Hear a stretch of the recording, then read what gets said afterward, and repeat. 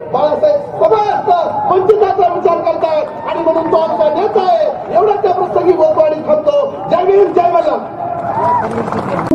शेतकरी नेते माननीय पार्थ कोळकेकरांना आपण आपले विचार व्यक्त करावे.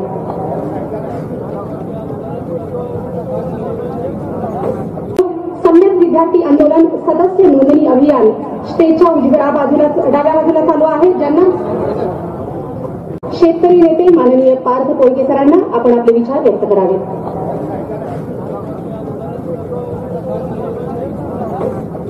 येऊ शकतं आणि तुमच्या काळामध्ये या बारामतीचा अधिकार, बारामतीच्या शेजारी असलेला माढ्याचा अधिकार, त्याचा शेजारी असलेला सांगलीचा अधिकार, त्याच्या खालच्या बाजूने असणारा विश्वास आमच्यामध्ये आहे एवढा त्या प्रसंगी बोलतो. आणि पुन्हा एकदा तुम्हा सर्वजणांना या ठिकाणी खूप खूप धन्यवाद देतो. एवढ्या मोठ्या संख्येने तुम्ही बारामतीमध्ये जमलेला, तुमचाच हेलिकॉप्टर अकोल्यामध्ये जात नाही सुद्धा नाही याच्याबद्दल त्यांनी असताना शोकांतिका व्यक्त केलेली आहे. आणि दुसरं, गेल्या 20 वर्षापासून कब्रस्तानासाठी जागा आम्ही मागत आहोत, कब्रस्तानासाठी आम्ही जागा मागत आहोत, परंतु ती जागा सुद्धा आम्हाला मिळत नाही. ही एक असणारी सगळ्यात मोठी शोकांतिका आहे असं नमूद करून मी आपल्या समोर या ठिकाणी बोलायला सुरुवात करतो. मोठी असताना एकमत होते. हे मुद्दा इथला असताना समाजाला एक जीन्स करण्याचा किंवा एकत्र आणण्याचा त्या ठिकाणी होतो. आज आपल्याला दिसत नाही.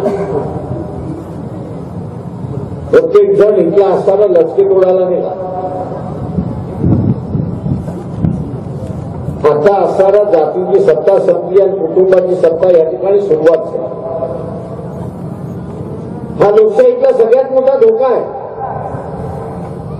आरएसएस जसा इथला असताना संविधानाला धोका आहे, तशाच रीतीने कुटुंबशाही सुद्धा ही संविधानाला धोका हे आपण असताना लक्षात घ्या.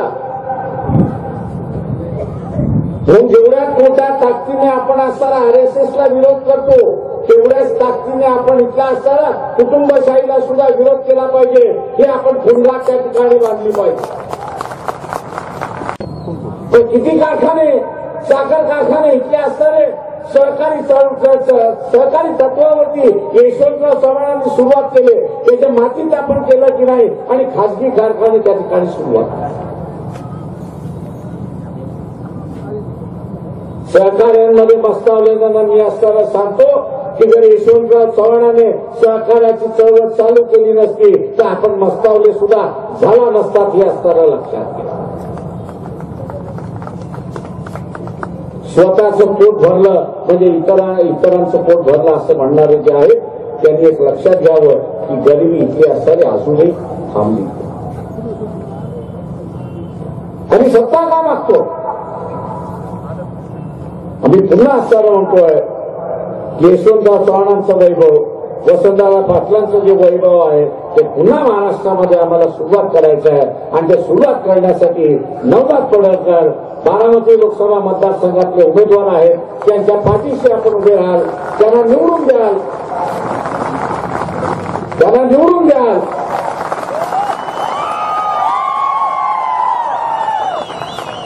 आणि या महाराष्ट्रामधला बदल आपण घडवाल हीच अपेक्षा बाळगून मी आपली सगळ्यांची रजा घेतो.